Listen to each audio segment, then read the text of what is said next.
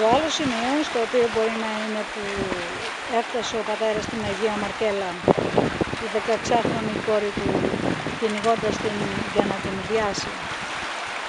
Και εκείνη κυνηγημένη από τον χωριό Βολισσός κατέβηκε κάτω και ήταν το προσκύνημα της Αγίας Μαρκέλας και μετά συνέχισε στη θάλασσα, γιατί ο πατέρας της είχε κρυφτεί σε μια βάτο, έβαλε φωτιά, την έκαψε, με πελώρια βάτο, έβαλε φωτιά, την έκαψε, η Αγία Μαρκέλα βγήκε από τη φωτιά και συνέχισε να τρέχει παραλιακά, συνεχώς παραλιακά, έφτασε σε αυτό το σημείο, απόκανε και ζήτησε από τον Θεό να τη βοηθήσει. Ο Θεός τη βοήθησε, άνοιξε η γη και βυθίστηκε η Αγία Μαρκέλα μέσα στα βάθη και μετά έκλεισε η γη.